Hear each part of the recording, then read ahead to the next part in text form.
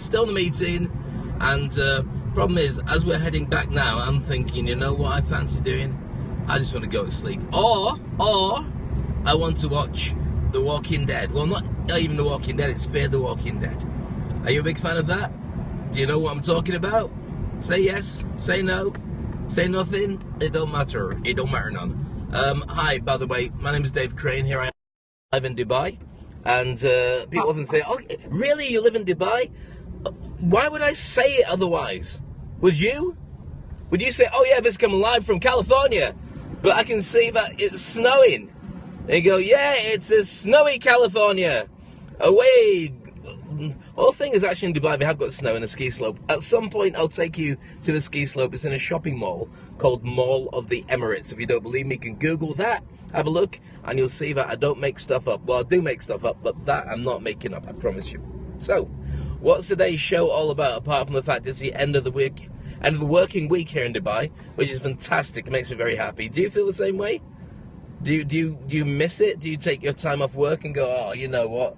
My life's rubbish. All I can do now is go and sunbathe, drink heavily, watch throwaway movies, and meet hot people. I don't want to do that. I want to sit on a laptop. Sit on a laptop and do administrative work. And return emails after I've waded through about 5 tons of spam. And then go for dinner with people who work out a lot more than me, who sit there and eat vegetarian food, or they sit there and just eat a salad with a tiny little bit of broccoli on the side to make it interesting, while I'm tucking into a burger. Is that how you feel as well sometimes? No? Just me? Okay, that gives a change of subject. This weekend, tomorrow, I'm going to relax. I'm actually going to do a chillax of doing a whole day without grafting. And I know you're watching this and thinking, Dave, how can you keep an eye on the roads? Watch this. Just tap it. That's your road. It's not moving. Nothing. There's lots of killer monster trucks out there. This one on the right hand side is actually Optimus Prime. Runs is Crappimus Prime. What's the opposite of Prime? Less than Prime. Anyway, as I'm on this road, we're not moving very fast, just a tiny little bit. I'm just keeping an eye on the snail's crawl that is my way home. From now until probably about 7 o'clock, I'll probably get home, which, considering now it's about 20 past 5, is not the most impressive trip back of all time, if you believe it as well. So, this weekend I'm going to relax with the girls. We're going to go to the Ritz-Carlton, and we're going to have a barbecue brunch, or brunch, I can't even, it's something nice anyway. We're going to relax, and I'm never left alone. Whenever I sit down or lie down and we're going to some kind of relaxation, sit by the pool kind of affair, all that happens, Daddy, Daddy, will you play with me? That's my daughter, not my wife. Daddy, Daddy, will you play with me? For my gorgeous little girl, Maya.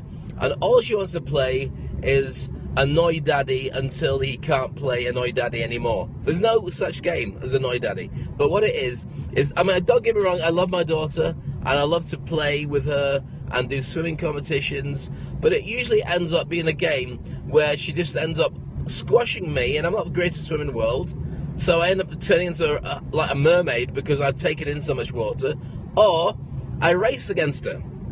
Now the thing is, when you race against a 5-year-old, she has to win. Because otherwise, you're teaching her one of life's lessons, which is sometimes you crap at stuff to get real and get dealing with it. But you don't want to give that to a 5-year-old, because I love her to bits. So I'll give her a nice head start, and I'll start swimming and splashing, and then 9 times out of 10, I just will not quite make it to the other side, which is fine, and we get the giggles and we have fun. But I sometimes wonder whether parents know, right? Parents know because they see you playing with your kids. But if you don't have kids, do you know that I couldn't beat my daughter? Do you know that I'm actually a better swimmer than a 5-year-old? Because you probably don't. There's a ton of things you don't know about if you haven't had a kid. Like, for instance, if you haven't had a kid, you fear human poo. Once you've had a kid and you change that many nappies, you could have it like up to there. And you just be like, yeah, okay, fine. Look, I'm not going to bite my nails for the rest of my life anyway. Okay? And it's always that question. Ooh, look, someone trying to push in. Yeah, don't look smug at me, bud. Oh, he's already in. Fair enough. And, yeah, when you're looking after kids and you're changing nappies, your whole perspective of stuff changes completely. And you don't care. You love your little bundle so much, you sometimes wonder how it comes out green. What is it that they eat that turns it green? I'm not seeing them mowing the lawn and eating the grass. So how does that happen? I remember my daughter Maya was first born, and we took her home from a hospital, which, I mean, is the most amazing experience, you know. Says the guy who didn't go through childbirth. I did, actually. During the childbirth, my wife had me in a headlock. So I was pushing with her, but my pushing was trying to get her arm away from my neck so I could actually carry on breathing. So when we got Maya home, of course, new parents, you have no idea what you're doing. You're just basically going through the motions of what people have told you about, but there's nothing like it. The nearest I can say to it, if you're single and you've never had a kid, have you ever bought a new computer or a new phone? And you take it home, and you know there's instructions, but the best way to find out how to do it is just to be with it and see what happens when you press buttons and stuff like that. That is about what you do with a new kid. Everyone can tell you what it's like, but the difference is you can't drop your kid. You can drop your phone and take it back to the shop as it was broken when I got it. Steve Jobs, I blame you for everything. You can't blame Steve Jobs for dropping a kid. But the thing is, kids are made to bounce. That sounds terrible. It sounds like I've just invited the authorities to check me out. But my very good friend Ernesto Verdugo said to me, when Maya was about 1 or so, and we're worried about, you know, this and that, as parents should do, it's their job to worry about it. But he said to me, you know what, nature makes kids so they can bounce. Up to the age of 2 or so, infants are much stronger than adults. You know, if you drop an adult on their head, they don't get up. Kids just go, ah, and move on. So when Maya was very small, we didn't drop her on her head. But we got her used to just laughing at stuff. So if she fell over, she'd laugh. And even now she's 5, she laughs at that stuff like that, which is fantastic, because I think there's nothing worse than that wailing siren kid. You know what I mean? When it goes, ah! You're like, well, you've not heard. He's like, yeah! A noise that's only, well, thing is, the noise that your missus can make to you, if you're a husband, only dogs and you can hear, and you can hear it from afar, you can even hear it before you pick up the phone. When a kid screams, everybody hears. And it doesn't matter where you are, in a restaurant, on a bus, on a plane, walking down the street, in a shopping centre, the minute that kid starts making that noise, every single parent is, well, sorry, again, the difference between parents and non-parents. Parents look at you with sort of pity and sympathy, and also make it shut up kind of look. But they get it, because they've been there before. Non-parents look at you like, what have you done to your kid? How can you bring your kid out? Why weren't you more responsible? Do people know that they've left you in charge of a kid? Trust me, it's very easy to have a kid. All you have to do is get really, really drunk on Saturday nights and wake up in a skip. Alright, I've got cars behind me pushing me out of the way. Hold on. Oh, it's a man on a motorbike. That's always nice. There we go. Good luck, fella. Safest way to do it.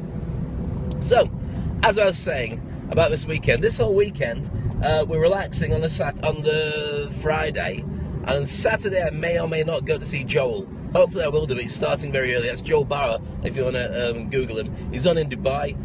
I think the fast food has won in certain places. So you haven't got the same mindset as Australia. Now, why is this relevant? Well, I remember watching a game of England against the Socceroos, which is what Australia sometimes calls their players. And England should have been good. It had all the best players on. I seem to remember with Beckham and Gary Neville, Phil Neville, but the ones that were our golden generation of players, and we were pants. I think what happened was we played the first half with substitute. No, first half was the second team, second half was a proper team. It was a friendly, but you know when you got a friendly and it doesn't make you smile, and there's nothing friendly about it at all. I mean, the Aussies were taking it like a bit of fun, you know, it's just a game. Cheers, guys, thanks for turning up. But we were trying to win, and we lost 3-0. It was pathetic. It was awful. I had Aussie friends going, so this is soccer? Yeah, we invented it and you beat us. How do you think I feel? Didn't care, not one bit. So that's my plan for Friday. I think I'll get some petrol, actually. Should I get some petrol? What do you think? Yes, no? Yes, no?